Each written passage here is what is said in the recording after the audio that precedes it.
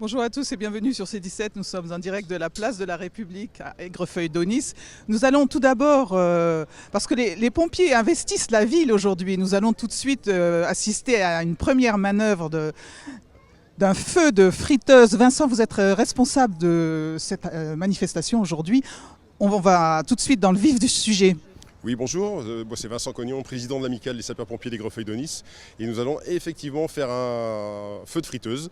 Donc là actuellement, l'huile a pris feu dans une friteuse comme ça peut arriver chez vous malheureusement. Et on va vous montrer ce qui se passe si on met un verre d'eau, et juste un verre d'eau, il y a à peine 20 centilitres d'eau dans la cuve. Et si on verse le verre d'eau directement dans la friteuse qui a pris feu.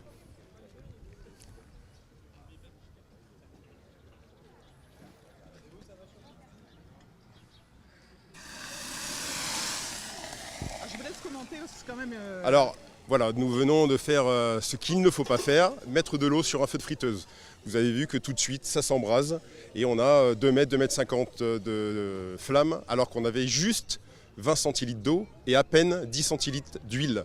Et l'huile a pris feu à 350 degrés et ce qui nous a fait un feu de friteuse en fait. Ce qui peut arriver chez vous et quand vous appelez les pompiers, malheureusement le temps qu'on arrive, ce sera un feu de maison. Voilà.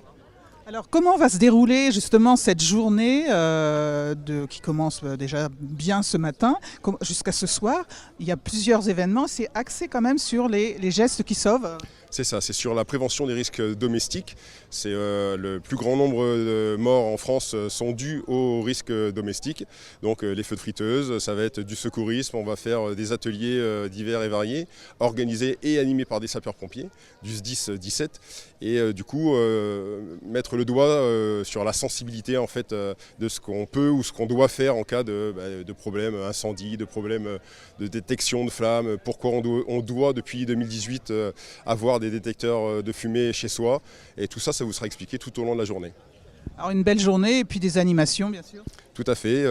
Il y a aussi forcément le bar, la buvette, c'est un impondérable. Il y aura aussi des saucisses frites cet après-midi et ce soir d'excellents burgers de canard, des filochés de canard.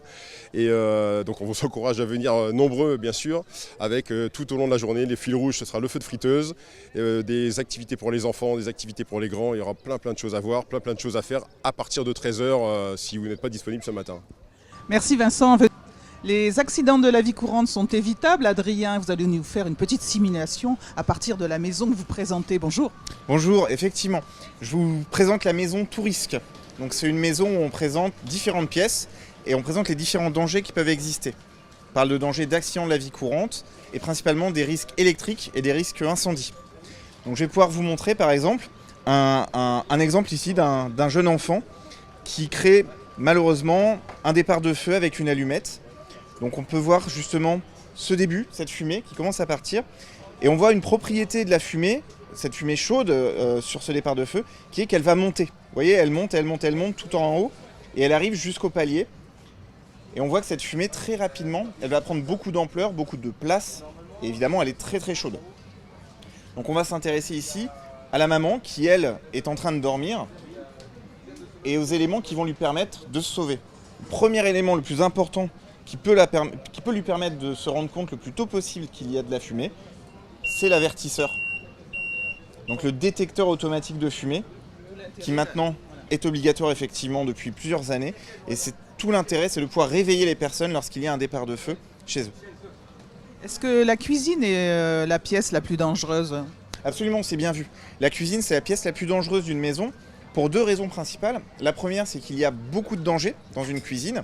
Et la deuxième, c'est en général les adultes, lorsqu'ils sont dans la cuisine, ils cuisinent, ils sont occupés à faire quelque chose, donc sont moins attentifs, souvent aux enfants, qui vont donc avoir plus de risques de réaliser des petites bêtises et d'avoir des accidents.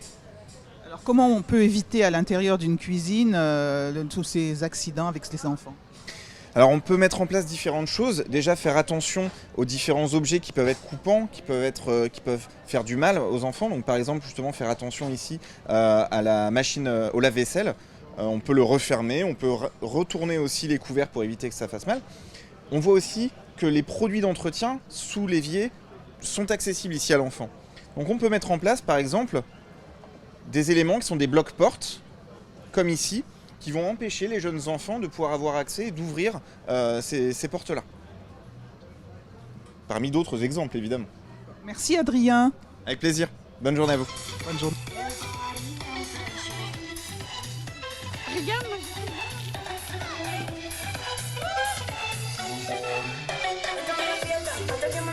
No me importa nada, que suene la orquesta, estamos de fiesta, no te quemes meca, no me importa.